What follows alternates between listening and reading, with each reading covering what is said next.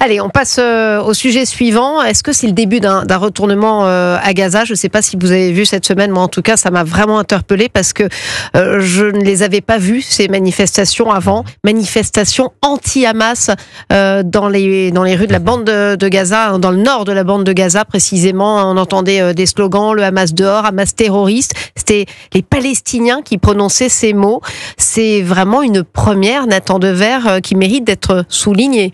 Bien sûr, alors c'est pas tout à fait une première. Juste avant le 7 octobre, en juillet, de mémoire le 28 juillet 2023, il y avait eu une énorme contestation à Gaza, dans plusieurs villes, Gaza City, Khan Younis, etc., de la population civile qui avait manifesté contre le Hamas, au début pour des histoires de factures d'électricité, et après ça s'était étendu, et ils se sont fait tirer dessus à balles réelles. Vous savez, je dis pas ça pour me jeter des fleurs, je suis la seule personne en France à la télévision qui a fait une chronique à ce sujet. Ça en dit long sur les gens qui depuis se soucient soi-disant des Gazaouis, quand ils sont tués par Israël, évidemment qu'il faut s'en soucier, mais qui s'en soucient absolument pas quand ils se faisaient tirer dessus et torturer à balles réelles par les terroristes du Hamas. J'espère de tout cœur que cette population qui est extrêmement courageuse, qui fait preuve aujourd'hui d'une forme d'héroïsme qu'il faut saluer, j'espère qu'elle sera entendue, j'espère qu'elle aura un bel avenir chez elle, sans les islamistes qui ont instrumentalisé et pris en otage sa cause. C'est le mot que j'allais prononcer. Est-ce qu'ils ont conscience enfin d'avoir été instrumentalisés? Véronique Jacquier. En tout cas, peut-être se disent-ils qu'on arrive au bout de l'horreur et qu'il y a une fenêtre qui s'ouvre pour qu'ils puissent, s'exprimer, se mobiliser, de faire savoir qu'ils ne sont pas d'accord là avec cette politique complètement terroriste de la part du Hamas. Enfin, on voit bien qu'il ne reste plus rien de la bande de Gaza. Vous attribuez ça à quoi, une prise de conscience? Oui, sans doute. Est-ce que ça concerne tous les Gazaouis? Là, moi, je ne suis pas suffisamment calé pour vous le dire. Il y avait une centaine de manifestants. En tout cas, c'est une terre qui ne ressemble plus à rien. Ce sont des gens qui ont perdu des enfants. Souvenez-vous quand même du fait que quand l'État hébreu j'arrive plus à parler.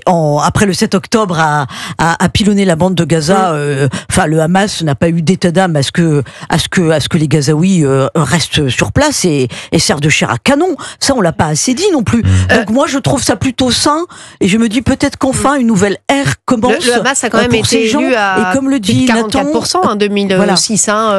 Nathan Dever. Oui, mais c'était en 2006. C'était en 2006. C'était dans un contexte aussi de lutte contre la corruption de l'autorité palestinienne, qui était, c'est même pas corrompu, c'est un petit mot.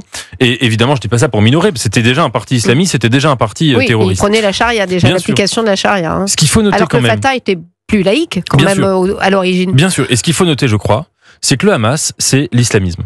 La cause palestinienne a été portée à plusieurs reprises par le nationalisme palestinien ou le nationalisme arabe.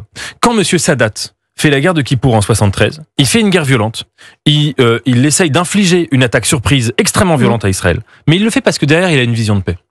Monsieur Arafat, il a prôné le terrorisme, mais à un moment... Bien sûr, à un moment, il a dit maintenant, pour le bien de mon pays, la Palestine, stop le terrorisme. On s'assied aux tables de négociation, on essaye de voir ce qu'on peut prendre. On n'a pas les frontières historiques de l'Empire ottoman, mais on peut avoir quand même des frontières pour construire une Palestine. Ce que n'a jamais fait le Hamas. Non seulement il l'a pas fait, mais le Hamas veut, Monsieur Sinwar l'avait dit, Monsieur Agnier l'avait dit, plus il y aura de morts, plus ce sera le carburant de la grande révolte palestinienne. Le Hamas est content quand sa propre population se fait buter. La preuve, ils n'ont pas construit le demi-tiers du demi-quart d'un demi-refuge en l'espace de 20 ans de gouvernance à Gaza.